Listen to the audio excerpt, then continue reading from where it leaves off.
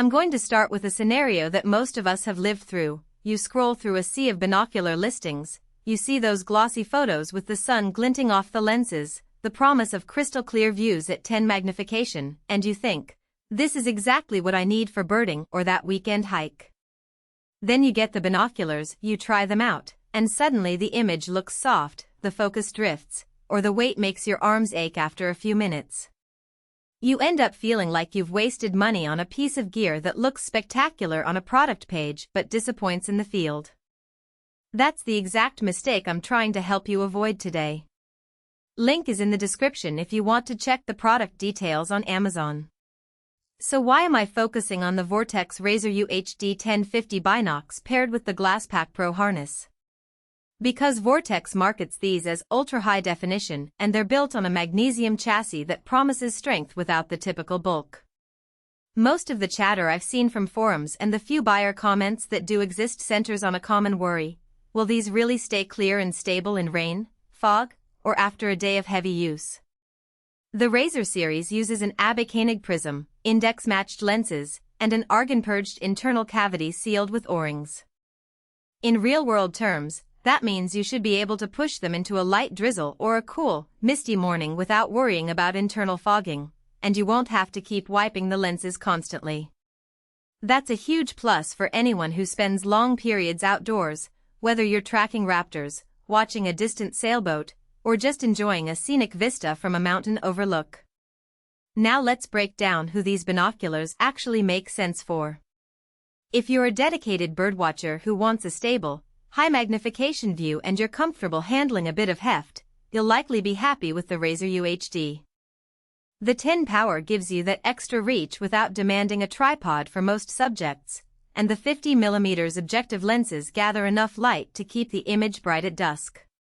The right eye diopter adjustment means you can fine-tune each barrel individually, something casual users often overlook but that becomes essential when you have a prescription difference between eyes. The included GlassPak Pro harness also matters. It distributes the weight across your shoulders, turning what could be a tiring setup into something you can keep on for an hour or two without constantly shifting. On the flip side, if you're a newcomer to optics who plans to pop a pair of binocs into a backpack for occasional weekend trips, you might want to reconsider. The 10 magnification, while great for distance, narrows the field of view to roughly 100 feet at 1,000 yards. That can feel cramped if you're used to lower power models that give you a broader panorama. Also, the magnesium body, despite being lighter than a full metal frame, still adds up to about 2.5 pounds. That's manageable with the harness, but it's noticeably heavier than a compact 825 pair you could slip into a jacket pocket. If you want something ultralight for fast hikes or urban use, the Razr may feel overkill. Let's talk about performance where it really shows up: color fidelity.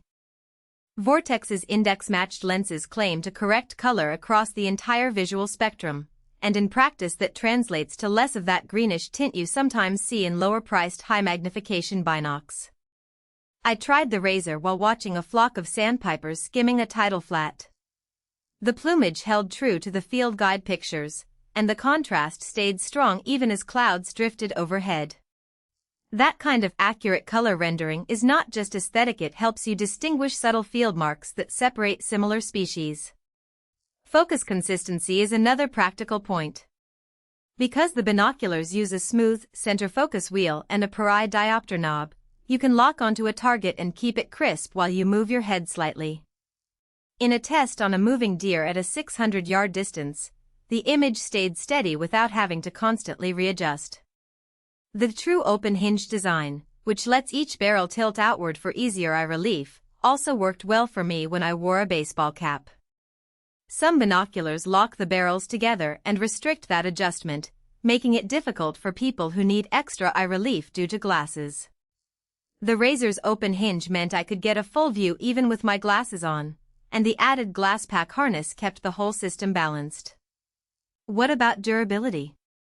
The magnesium chassis is praised for resisting dents, and the argon-purged, O-ring-sealed interior gives confidence that water won't soak the prisms. I took the binocs through a sudden downpour while hiking, and after the rain passed the view was indistinguishable from before no fog, no internal haze forming. That kind of resilience is the kind of hidden trade-off many cheaper models hide behind a simple plastic body that looks light but can warp when it gets wet. The lifetime VIP warranty is also a safety net. Vortex promises unlimited, unconditional coverage, which is reassuring for a piece of equipment that will see a lot of wear and tear. Now,